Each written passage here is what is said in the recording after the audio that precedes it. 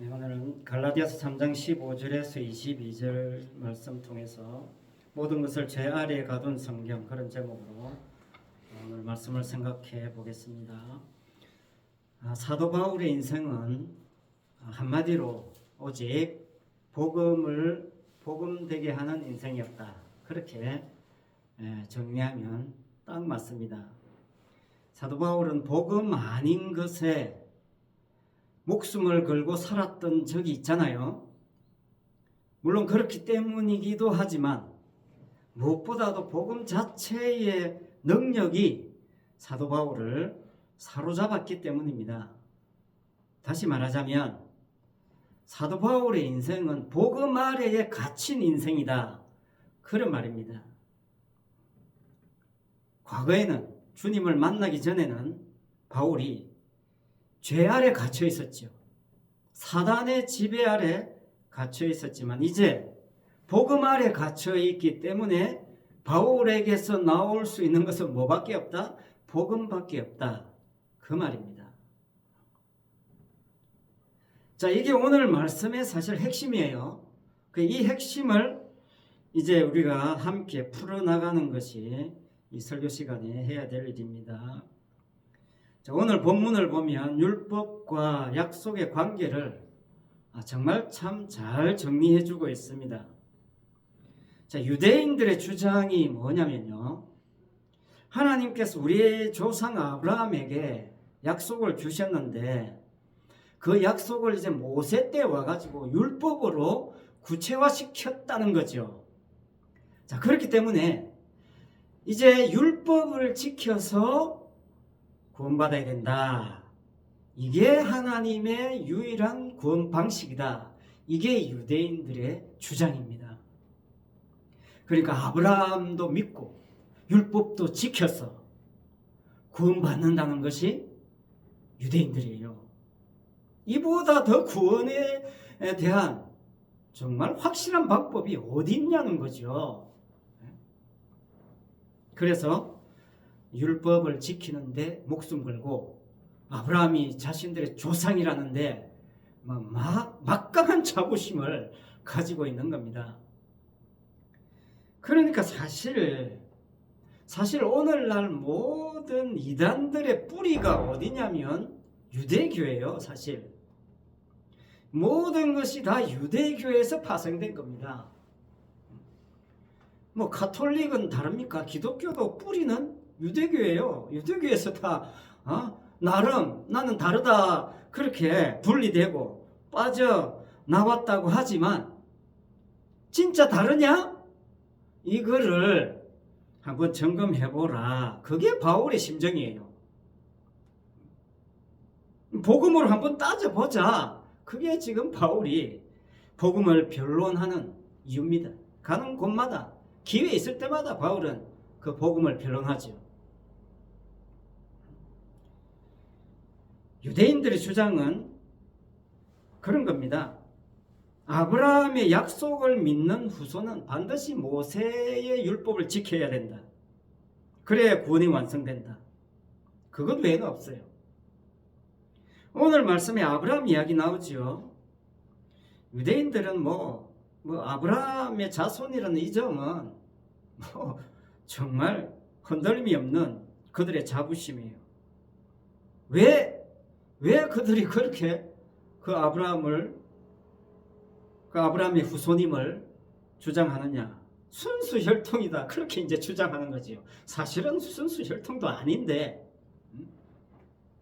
아브라함부터만 시작하니까 순수 혈통이라고 이제 주장하는 거죠. 그런데 선한 것이 나올 수 없는 저 나사렛 출신, 쉽게 말하면 피가 섞인, 이방인들과 피가 섞인 지역에 사는 저 나사렛 출신의 이름도 없는 예수라는 청년, 저 사람을 믿어서 구원받는다? 이건 유대인들에게 그들의 자존심에 치명적인 스크래치가 나는 겁니다. 있을 수가 없는 거예요. 웃기지 말라는 거죠. 별 웃기지도 않는 인간이 설치고 있다? 꺼져라 인간아. 그래서 죽이는 게 십자가입니다. 이걸 오늘날 우리에게 한번 적용해 보세요. 나는 이미 예수 믿고 구원 받았다. 많은 사람들이 나 예수 믿고 구원 받았어. 그런데 왜 또 십자가 이야기하냐 이거예요. 사람들이 기분 나빠하는 게 이미 나 십자가 믿고 구원 받았으니 예수님 가시고 성령 보내주셨으니 이제 성령 시대 아니냐. 그러면 네가 부러지든지 뭐 금식을 하든지 뭔 짓을 하든지 능력 좀 받아가지고 신령한 능력을 좀 받아서 교회 한 부흥시켜봐라. 이 내 질병 한 고쳐봐라. 이 내 지금 당면한 이 내 문제 좀 해결해봐라. 많은 사람들이 그런 사람을 찾아다녀요. 오늘날 사실 교회에서 이거 빼면 무엇이 남는지 한번 생각해 보세요. 이거 빼고 남는 것이 무엇이 있는가? 있어야 돼요. 교회가 유일하게 남겨야 할 것, 십자가만 남겨야 돼요. 복음만. 그게 다 빠지고 그것만 남아있으면 아무 걱정 없는 겁니다. 교회예요. 진짜 구원받는 사람, 진짜 구원받은 사람의 특징이 뭐냐면요. 고린도전서 11장에 나옵니다. 23절부터 26절까지 조금 길지만 중요하니까 잘 들어보세요. 또 잘 아시는 말씀이에요. 내가 너희에게 전한 것은 주께 받은 것이니 곧 주 예수께서 잡히시던 밤에 떡을 가지사 축사하시고 떼어 이르시되 이것은 너희를 위하는 내 몸이니 이것을 향하여 나를 기념하라 하시고 식후에 또한 그와 같이 잔을 가지시고 이르시되 이 잔은 내 피로 세운 새 언약이니 이것을 행하여 마실 때마다 나를 기념하라 하셨으니 너희가 이 떡을 먹으며 이 잔을 마실 때마다 주의 죽으심을 그가 오실 때까지 전하는 것이다. 이 말씀이에요. 이것을 행하여 기념하라. 이렇게 해놓으니까 이 성만찬식 행하는 것에 어마어마한 의미를 부여하고 있죠. 성만찬의 핵심이 무엇입니까? 기념하라니까 내가 기념하는 내 기념이 핵심이 아니에요. 자, 기념하라는 말은 사실 기념이 아닙니다. 헬라어 아남네시스라고 하는 말을 기념이라고 번역했어요. 그러나 그 단어에는 기념이라는 뜻이 사실은 없어요. 진짜 뜻은 기억입니다. 기억. 그래서 유추해서 기념이라고 번역한 거죠. 왜? 기념하면 기억하니까. 여러분 생일 기념하잖아요. 기억하라고. 기억하라고 기념하는 거죠. 사실 그런 뭐 서로 연관관계가 있긴 하죠. 그러다 보니까 기념 자체에 이제 의미를 두게 되는 약점이 있어요. 그래서 성만찬을 내가 행하였다. 이건 의미 없어요. 성만찬을 행하는 이유가 기억하기 위함이거든요. 기억하기 위함. 주님의 행하심을 기억하라는 겁니다. 그런데 많은 사람들이 이게 역사가 흘러내려오면서 성만찬 자체의 의식을 이제 기념하는 거예요. 오늘 이제 새해 맞아서 성찬식 했다. 참여했다. 나 떡 먹었다. 잠 마셨다. 성찬식 나 회개했다. 그걸로 퉁치는 겁니다. 기억을 퉁치는 거예요. 정말 이거 아닙니다. 핵심은 뭐냐면요. 주의 죽으심을 주님 오실 때까지 기억하라. 전하라. 이거예요. 성만찬식 행하고 안 하고의 문제가 아닙니다. 주님의 죽으심을 주님 오실 때까지 어떻게 해서든지 기억하라. 그걸 기억하는데 성만찬식을 해도 되고 안 해도 돼요. 그래서 바로 뒤에 고린도후서 12장 3절에 가면 뭐라고 하냐면요. 성령으로 아니하고는 누구든지 예수를 주시라 할 수 없느니라. 성찬식 행하게 하시고 그 다음에 뭐라고 하셨냐. 성령으로 아니하고는 누구든지 예수를 주라 할 수 없다는 거예요. 내가 착했으면 예수 믿을 수 있는 게 아닙니다. 그러니까 주님의 죽으심을 주님 오실 때까지 전한다는 게 성령께서 하신다 그 말입니다. 결론은 성령이 아니면 십자가에 달린 예수님을 주로 고백할 위인이 아무도 없는 겁니다. 그래서 성령은 십자가를 전하는 영이에요. 성령은 복음만 전하는 영입니다. 복음을 위해서 필요하면 병도 고쳐주시겠죠. 필요하면. 사람마다 다르겠죠. 필요하면 내 문제도 뭐 해결해 주시겠죠. 저 문제 해결 안 해주면 저거 엉망되겠네. 그래서 해결해 주실 수도 있겠죠. 그러나 주님이 오실 때까지 해야 될 핵심적인 일은 주님의 죽으심을 전하는 겁니다. 이거 빠지면 아무것도 아니에요. 주님이 오셔서 그동안 뭐 했어? 이렇게 물으면 제가 저 교회 세우느라고 죽을 sống 살동 고생했습니다. 교회 제가 10개 세웠습니다. 이런 거 아무 소용없어요. 주님의 죽으심만 전했습니다. 이것만 고백돼야 된다 이 말입니다. 기념하라니까 사람들이 점차 어떻게 바뀌겠어요? 기념하는 그 자체에 이제 의미를 두게 되는 겁니다. 이게 약점이에요. 인간의 행함의 약점은 그겁니다. 인간은 행하다 보면 그 행함 그 자체가 그냥 그것으로 퉁치는 거예요. 예배함 드렸다는 것으로 내 할 일 퉁치는 겁니다.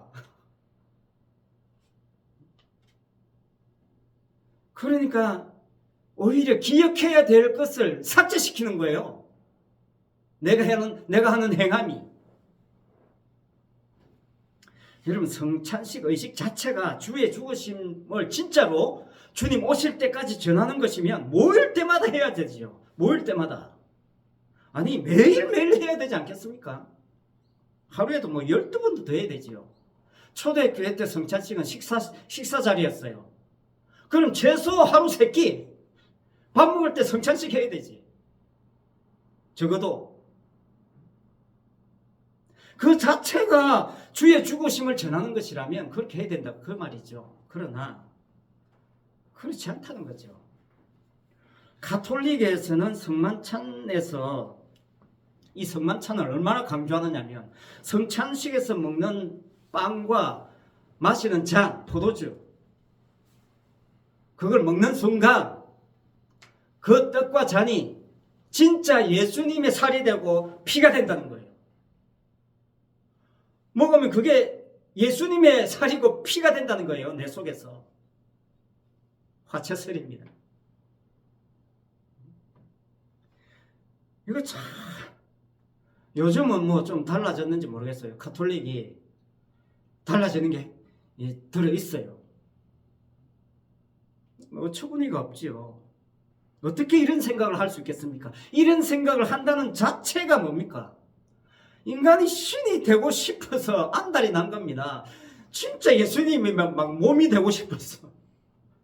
그런 아이디어를 낸다는 게 참 신기해요.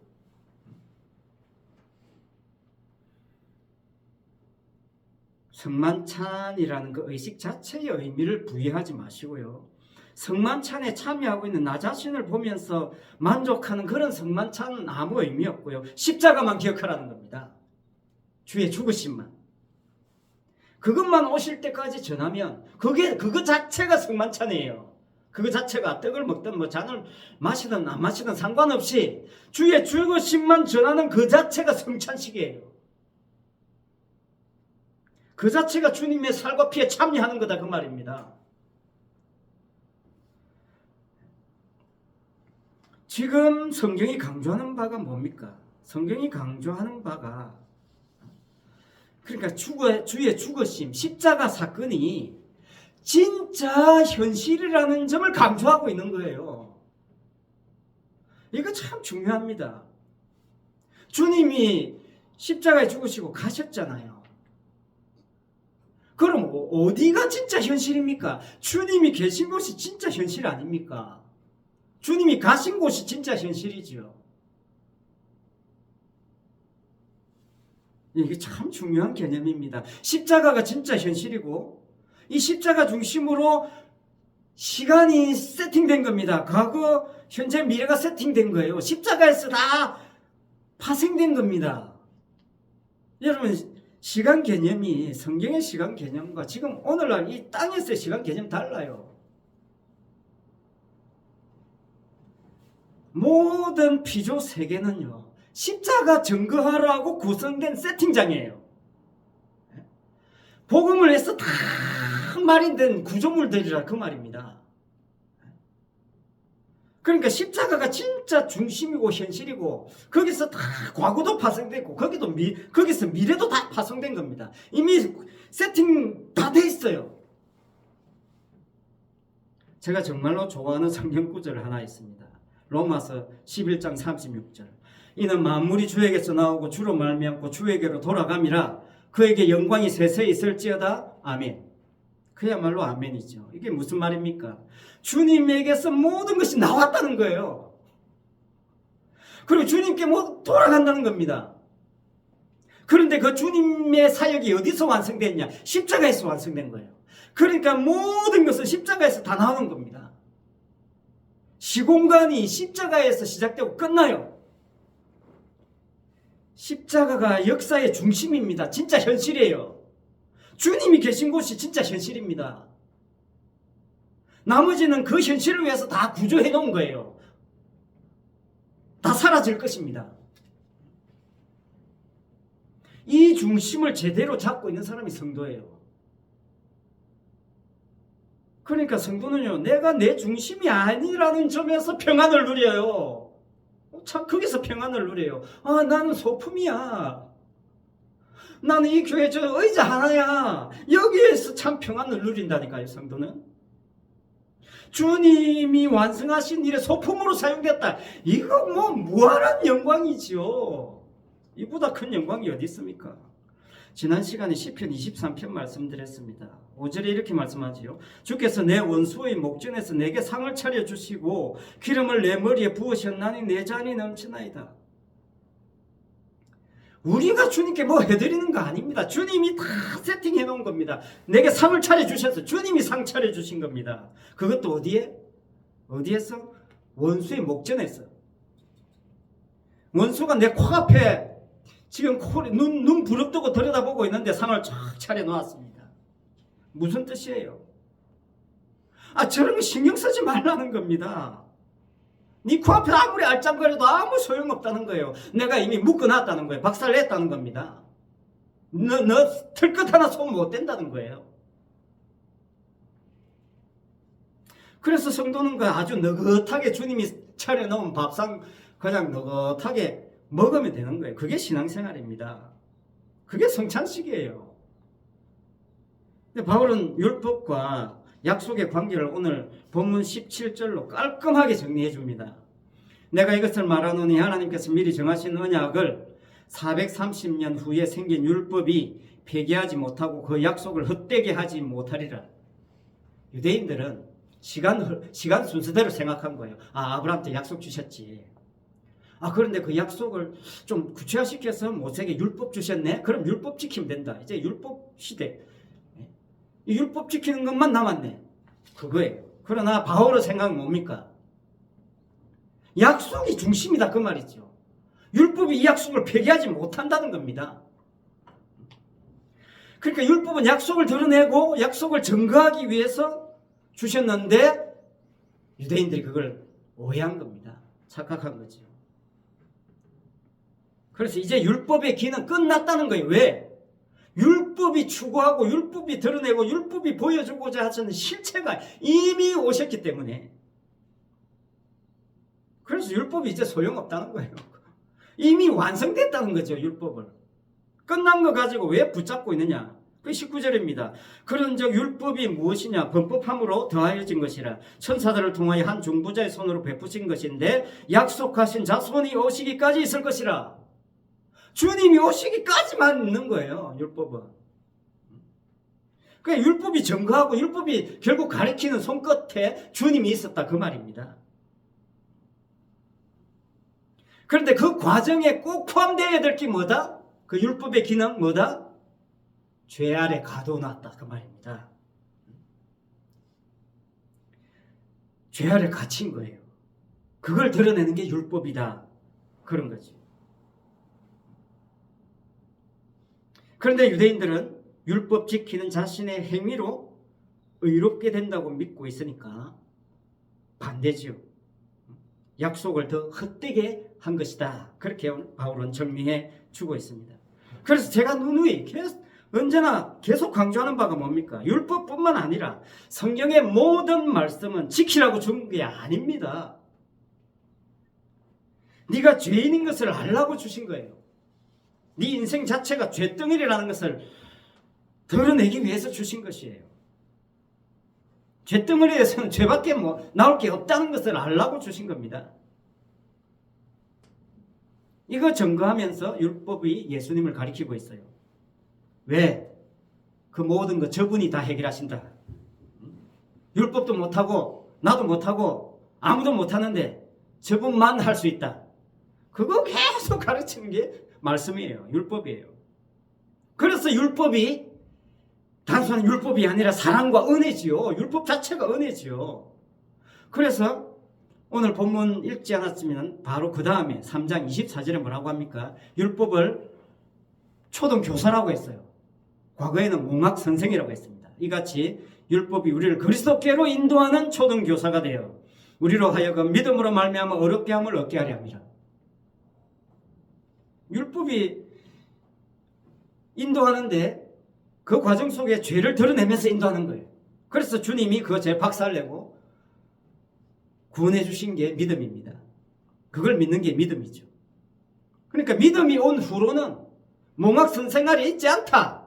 이게 25절이잖아요. 믿음이 왔기 때문에 율법 끝났다. 뭔가 지킨다는 건 끝났다는 거예요. 여러분 앞으로 신앙생활 할 때 뭐든 지킨다는 개념은 버리세요. 무조건 버리세요. 주님의 지킴이 그냥 밥상 차려져서 나한테 온 겁니다. 나 그거 내가 믿는 게 믿음 생활이에요. 내가 지키는 건 아무것도 없습니다. 그런데 오늘날 과연 우리는 유대인과 얼마나 다릅니까? 우리는 우리의 행함에 진실로 기대를 걸지 않습니까? 정말 내가 행한 것에 1도 기대를 안 겁니까? 인간의 활동이 뭐냐면 자기를 증명하는 거예요. 인간이 활동한다는 것은 나 여기 있다. 이거 증명하는 게 활동이고 행함이에요. 내가 이렇게 살아있고 내가 이 정도다. 이거 드러내려고 주구장창 활동하면서 살아가고 있는 거예요. 인간은. 그게 죄 아래 갇힌 인간의 모습이다. 그 말이에요. 그래서 오늘 제목이기도 하고 22절에 보면 성경이 모든 것을 죄 아래 가두었다 말씀하죠. 여기 성경은 구약입니다. 신약이 완성되지 않았으니까. 특히 율법을 이야기하는 거죠. 가두었어요. 가두었다고 했어요. 왜 가둡니까? 가두는데 왜 가둡니까? 가두어놓고 족치려고 가두는 겁니다. 박살내려고 가두는 거예요. 죄를 가두었어요. 죄 아래 가두었다는 건 죄 자체를 가둔 겁니다. 주님이 이 박살내려고. 그래서 구약은 특히 율법은 한마디로 그냥 주님이 박살내는 칼이에요. 칼질입니다. 네가 물고기야? 네가 칼치야? 은빛 찬란함이 네 자랑거리야? 알았어. 내가 해체시켜주지.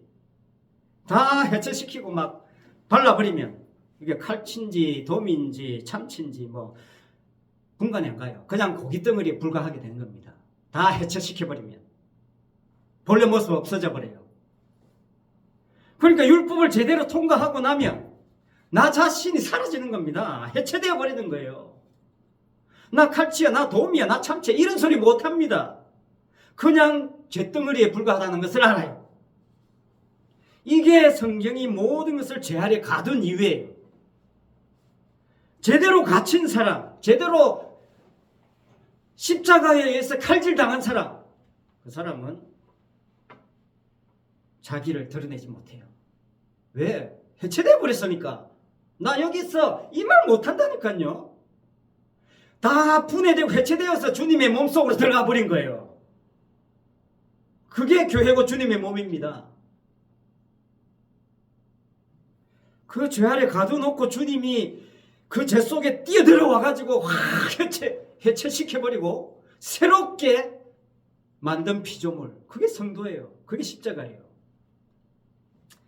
여러분, 가두는 방식으로 고기를 잡는 방식이 있어요. 개막이라고 합니다. 개막이. 그게 흔히 이제 개맥이라고 하죠. 개맥이 체험. 여러분, 저 전라도 쪽에 가면 많이 합니다. 밀물과 썰물을 이용해서 그 갯벌에 적당한 곳에 그물을 쳐놓죠. 이쪽에서 저쪽 끝까지 그물을 쫙 쳐놓으면, 적당한 높이로 쳐놓으면 밀물이 들어올 때 그 높이 이상으로 들어오거든요. 그렇게 설치를 해요. 그러면 그 위로 이제 고기가 넘어 들어오지요. 그 나중에 썰물 되면 이제 물이 쭉 빠져나가니까 이 수면이 그물보다 낮아지니까 물고기가 그물에 걸리게 되는 거예요. 못 빠져나갑니다. 못 빠져나가요. 그러면 이제 물이 무릎 정도 이제 차올 때 되면 들어가게 합니다. 사람들이 전부 뭐 하나씩 들고 들어가서 물고기 잡아요. 그렇게 가두어진 물고기니까 그게 온갖 물고기가 다 있고 뭐 큰 물고기 많아요. 한 20년이나 됐을지 모르겠습니다. 전라도 저기 진도에 가서 개미기 체험을 한 적이 있어요. 참 정말 옛날 이야기죠. 얼마나 많이 잡았는지 뭐 숭어도 잡고 뭐도 잡고 잡아가지고 회도 떠먹고 구워도 먹고 바리바리 챙겨서 가져가기도 하고. 저 개미기 체험 참 정말 놀라운 체험이었어요. 내년 여름에 한번 갔으면 좋겠습니다. 교회 행사를 한번 갔으면 좋겠어요. 그 물에 갇힌 물고기가 빠져나가지 못합니다. 그 물고기가 바로 나다, 그렇게 생각하면 딱 맞아요. 계매기 방식이 바로 율법이고 약속입니다. 16절에 말하죠. 아브라함에게 주신 언약은 오직 한 사람을 가리켜 내 자손이다, 그렇게 말씀했습니다. 그분이 바로 예수 그리스도라는 거죠. 율법과 언약이 서로 싸우는 게 아닙니다. 서로 하나를 바라보는 겁니다. 똑같이 십자가만 바라봐요. 그 율법의 저주, 율법이라는 계매기에서 못 빠져나갑니다. 그 율법에서 빠져나갈 수 있는 길은 오직 하나, 주님의 그 십자가의 능력에 의해서 완전히 다 해체되어 버리는 방법 외에는 없습니다. 그래서 이 세상 자체가 사실은 계매기죠. 계매기. 이 세상 자체가 계매기 체험장이에요. 우리가 이 세상 자체에 갇혀 있는 겁니다. 그런데 주님만 홀로 빠져나가셨어요. 이 세상에서 주님만 십자가에 죽으시고 부활하셔서 주님 홀로 빠져나가셨습니다. 그러니까 주님이 가신 그곳이 진짜 현실이죠. 그 현실을 위한 세팅장이에요. 그 현실을 드러내보고 미리 누리게 만드는 세팅장이 이 세상이다, 그 말이죠. 그래서 여러분, 교회에 오는 것이 기쁘고 즐거워야 되지 않겠습니까? 늘 감사가 넘쳐야 되지 않겠어요? 제가 부교육자 생활하면서 장로님들의 기도에서 너무 답답하고 힘들었던 게 뭐냐면, 장로님들은 맨날 기도할 때마다 빈자리 채워주시옵소서. 이 빈자리 어떻게 할 겁니까? 이 빈자리 타령을 안 하면 기도가 안 돼.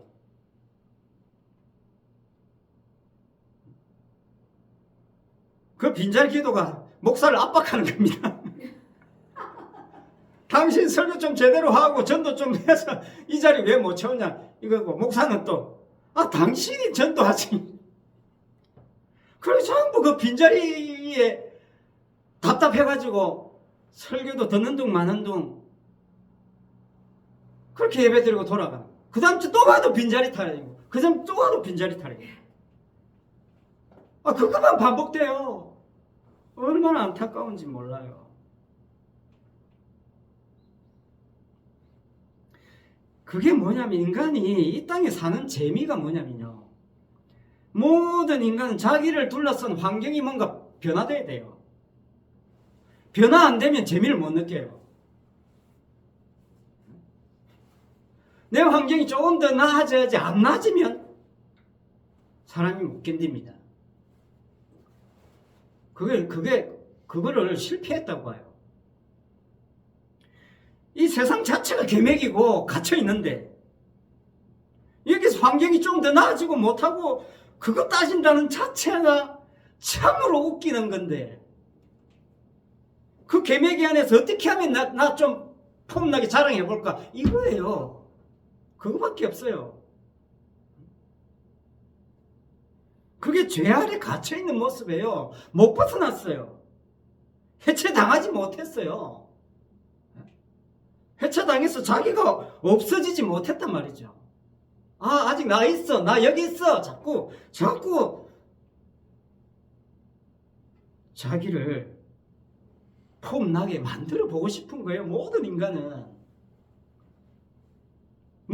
활동이 방향성이 거기에 있잖아요.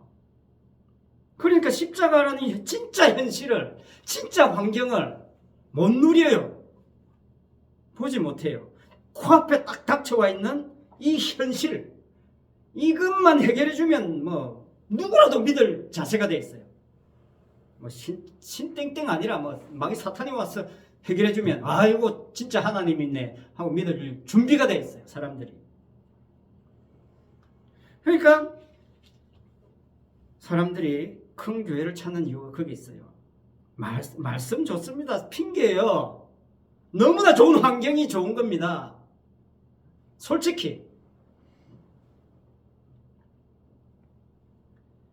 뭔가 변화되지 않으면 인간은 짜증나고 참지 못해요.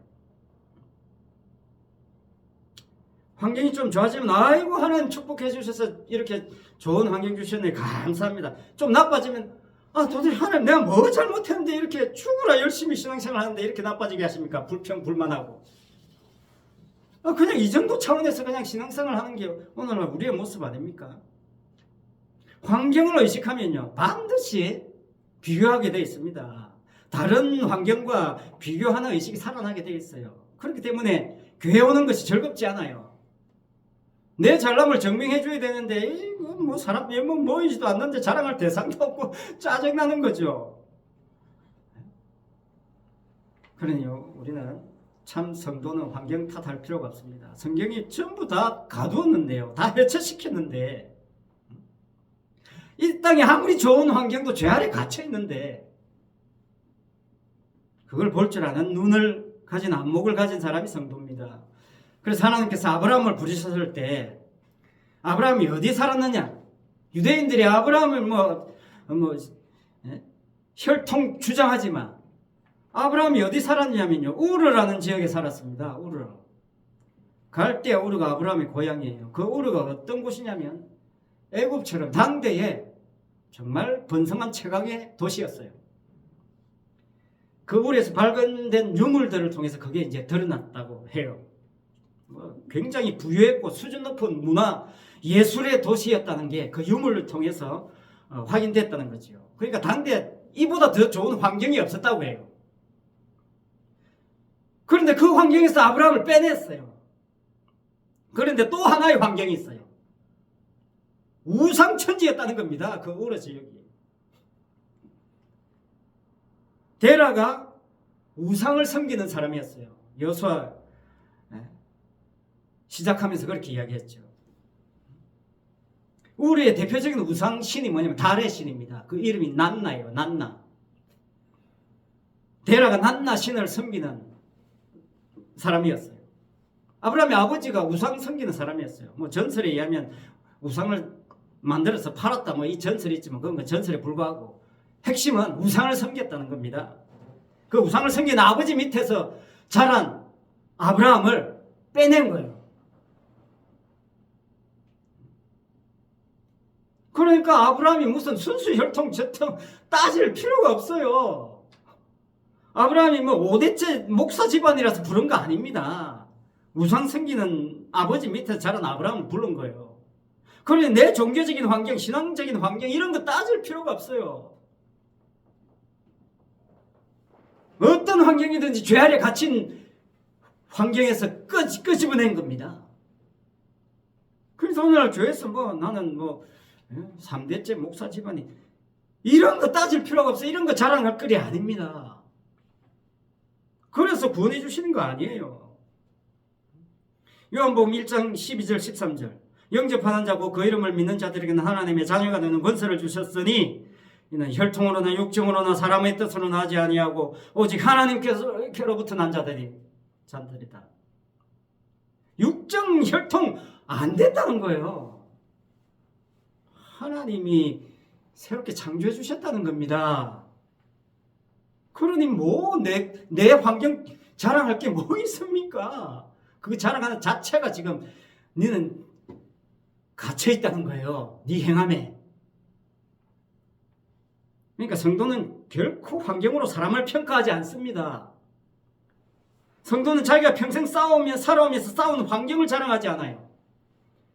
그리스도께서 내게 새로 부어준 새로운 환경, 그것만 자랑합니다. 그 환경이 지난 시간에 말씀드린 기름 부음의 환경이에요. 기름 부음의 환경. 기름 부음의 환경이란 것이 제물의 희생을 말하죠. 그리스도의 피를 말하는 겁니다. 성찬식 말하는 거예요. 기름을 마련하려면 제물을 잡아야 되거든요. 그러니까 기름을 부으니까 그 기름을 머리에서 부어 온몸을 타고 흘러서 내 몸을 감싸서 나를 보이지 않게 만드는 겁니다. 그 환경이 기름 부음의 환경이고 십자가의 환경이에요.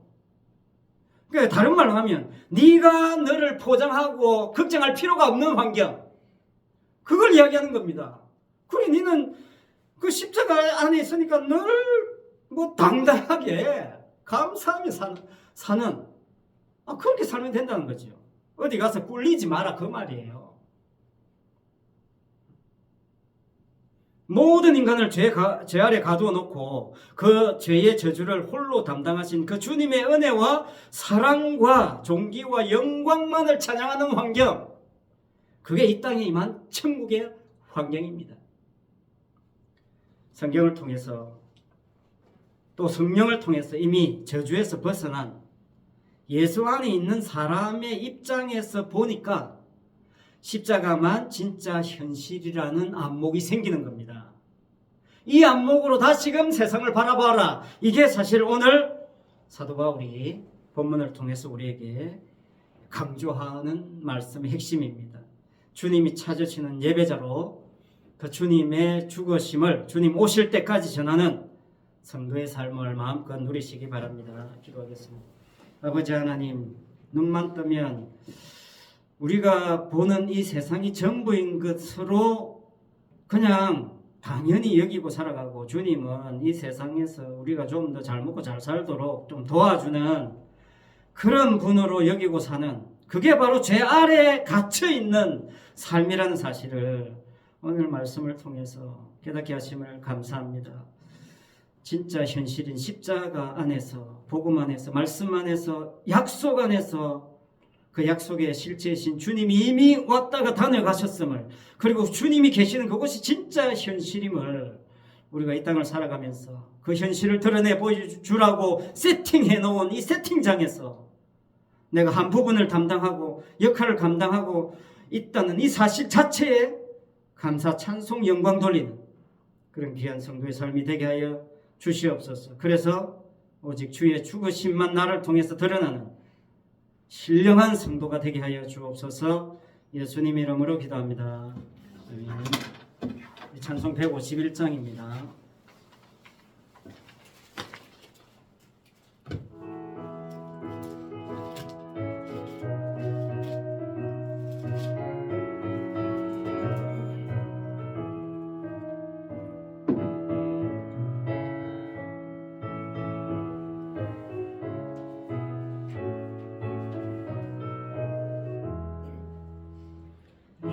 만왕의 왕 내 주께서 왜 고초당했나,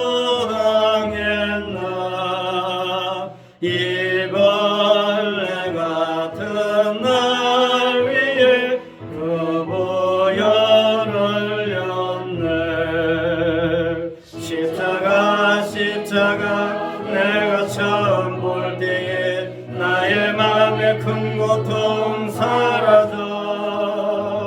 오늘 믿고서 내 눈 밝았네. 참 내 주 십자가 못 박힘은 속죄함 아닌가. 그 긍휼함과 그 은혜 말할 수 없도다. 십자가 내가 처음 볼 때에 나의 맘에 큰 고통 사라져. 오늘 믿고서 내 눈 밝았네. 참 내 기쁨 영원하도다.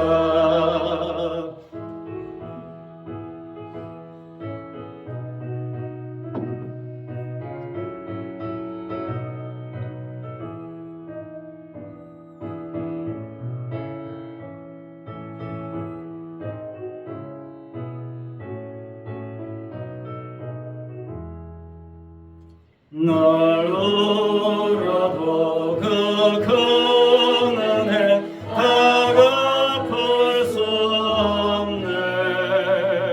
나 주님께 몸 바쳐서 주의 일 힘쓰리. 십자가 내가 처음 볼 때에 나의 맘에 큰 고통 사라져. 오늘 믿고서 내 눈 밝았네. 참 내 기쁨 영원하도다. 기도하겠습니다. 지금은 죄 속으로 뛰어들어오셔서 십자가에 죽으시고 부활하사 죄 아래에 갇힌 택한 백성을 건져내신 우리 주님 예수 그리스도의 은혜와 약속과 율법을 주시어 약속하신 자손을 바라보게 하시는 그 하나님의 크신 사랑하심과 주의 죽으심을 주님 오실 때까지 전하게 하시는 성령님의 감화 감동 위로 은사 교통하심과 충만하심이 우리 모든 성도들과 자녀들 위해 성신 아파트와 주변 지역에 있는 택한 백성들 위해 항상 함께 있을지어다. 아멘.